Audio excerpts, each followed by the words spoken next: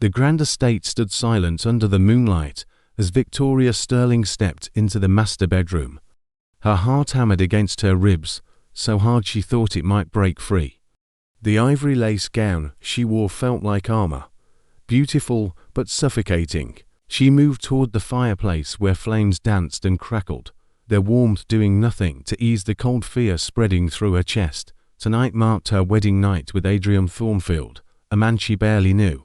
Their families had orchestrated this union 6 weeks ago over dinner and contracts. He was successful, respected, handsome even, but he was a stranger. She had spent those weeks learning his favorite foods and memorizing facts about his architecture firm, but she knew nothing about the man beneath the polished exterior. Victoria's fingers trembled as she removed the small pearl earrings her mother had insisted she wear. Each piece of jewelry felt like a chain. She had heard whispers from married women, veiled warnings about duty and endurance. Her stomach twisted with dread.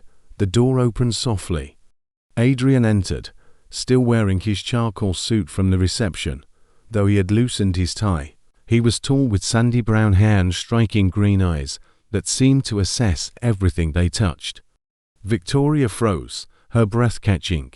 Adrian paused just inside the doorway, studying her with an expression she could not read. The silence stretched between them like glass, fragile and dangerous. "You look terrified," he said finally, his voice gentle. Victoria's pride wanted her to deny it, but honesty spilled out instead.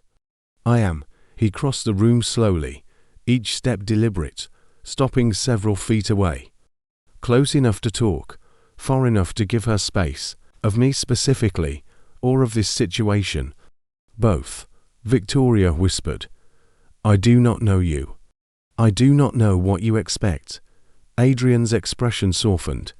"Then let me tell you what I expect. Nothing, not tonight, not ever. Unless you genuinely want it to." Victoria's eyes widened. "But we are married." "You have every right to." "No." His interruption was firm but kind. "I have no rights over your body. Marriage is a legal contract, Victoria, not ownership. What happens between us, if anything happens, will only occur when we both truly want it." Something inside Victoria's chest loosened slightly. No man had ever spoken to her this way. Her father certainly had not. He had ruled their household with an iron fist disguised as respectability. Every mistake she made had been met with punishment, every sign of independence crushed. "Why would you say that?" she asked, suspicious of kindness, after years of cruelty masquerading as care. Adrian moved to the chairs by the fireplace and sat, gesturing to the other. "Because I believe in treating people with basic human decency. Sit with me. Just talk." Victoria approached cautiously and perched on the edge of the chair. Adrian poured 2 glasses of wine from the bottle waiting on the side table and offered her one. She accepted it, her fingers brushing his briefly. The contact sent an unexpected jolt through her. "Tell me about your art," Adrian said. "I saw some of your paintings at your family home." "You have real talent." Victoria blinked in surprise. "You noticed those, of course." "The landscape over the staircase was breathtaking. The way you captured light through the trees felt alive. Warmth spread through Victoria. Different from the wine, different from the fire. Someone had actually looked at her work, really looked. "I love painting. It is the only time I feel completely free." "Free from what?" The question hung in the air. Victoria's walls, carefully constructed over years, trembled.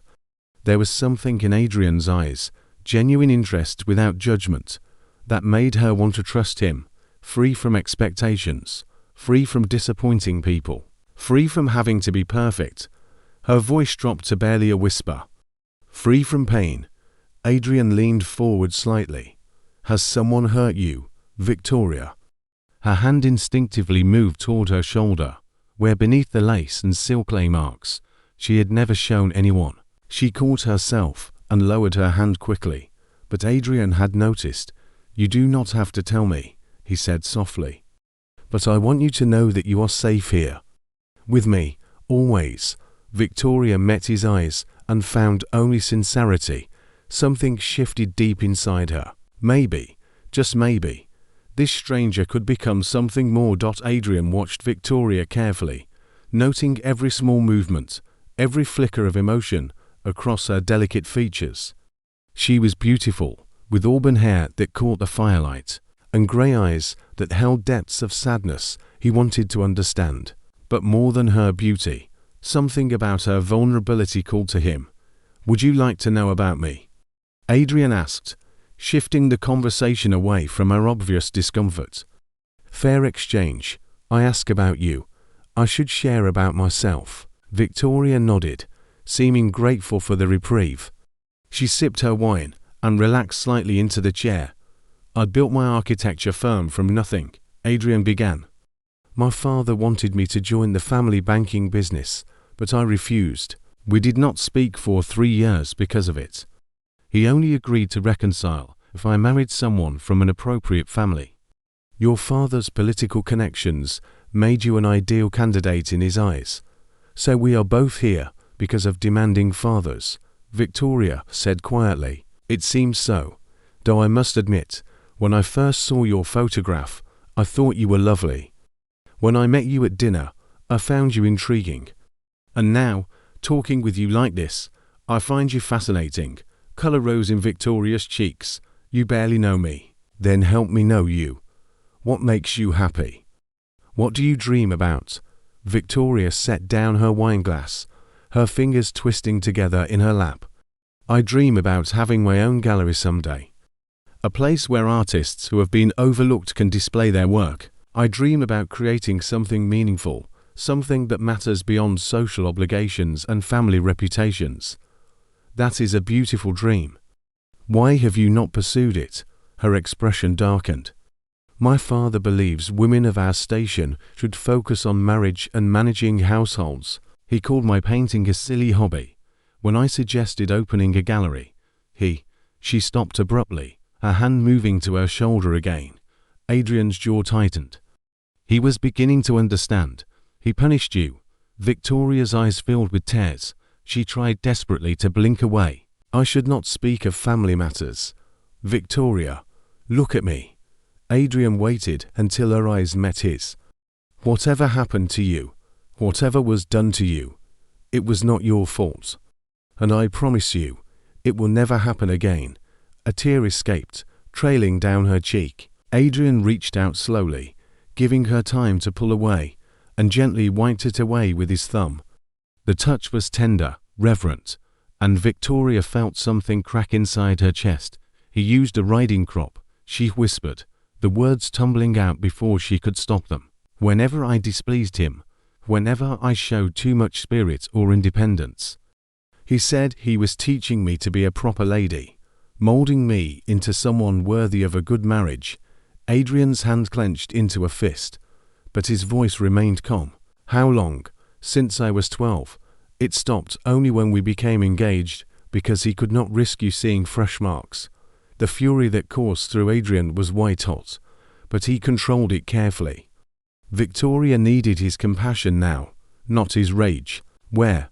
Victoria stood suddenly, moving toward the window. "It does not matter. They are hidden. No one ever has to know." Adrian rose and approached her from behind, stopping just close enough that she could feel his presence.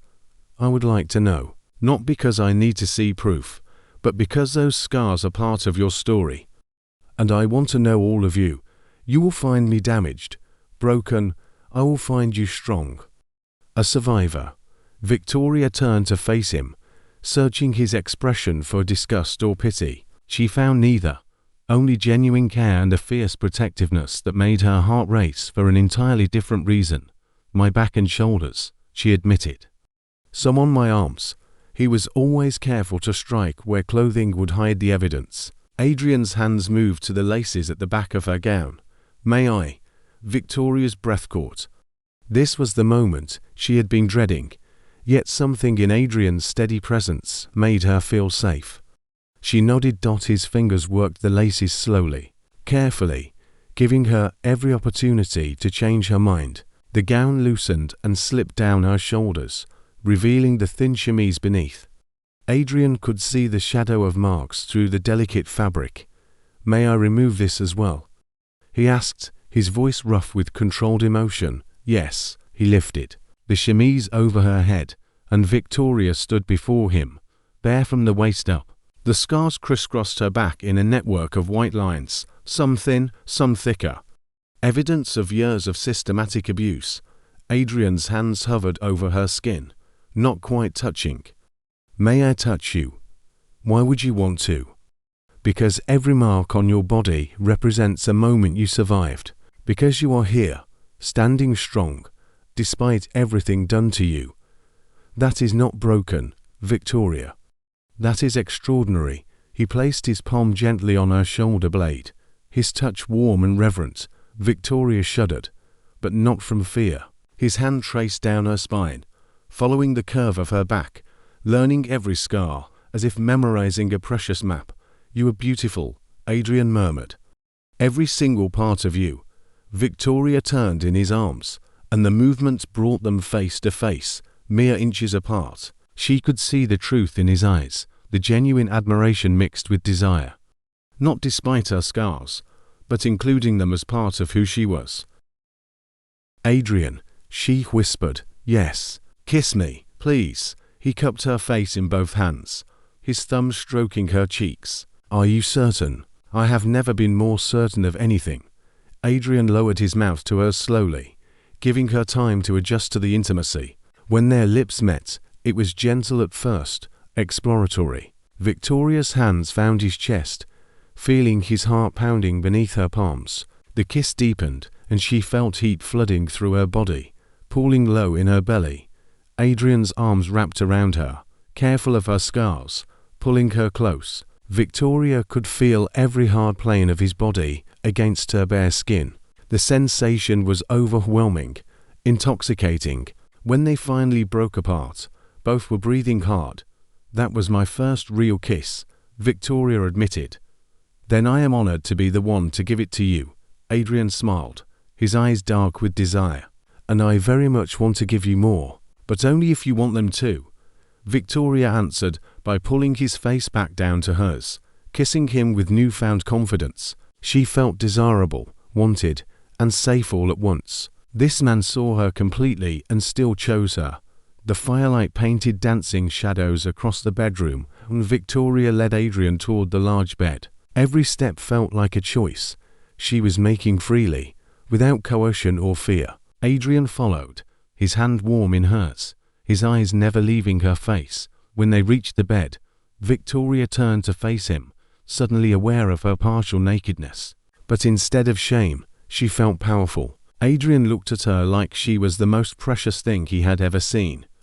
"I want you to know something," Adrian said, his hands moving to unbutton his shirt. "What we share tonight, whatever we share, is about us. Not duty, not obligation, just two people choosing to be together." Victoria watched as he removed his shirt, revealing a lean, muscled torso. Her fingers itched to touch him, to explore. "I have no experience," she warned. "Neither do I with someone I actually care about. We will learn together."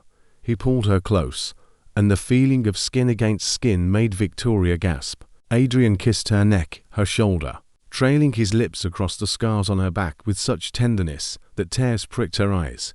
"Every kiss is me telling these scars they did not win," he murmured against her skin. "You are here. You survived. You are mine now.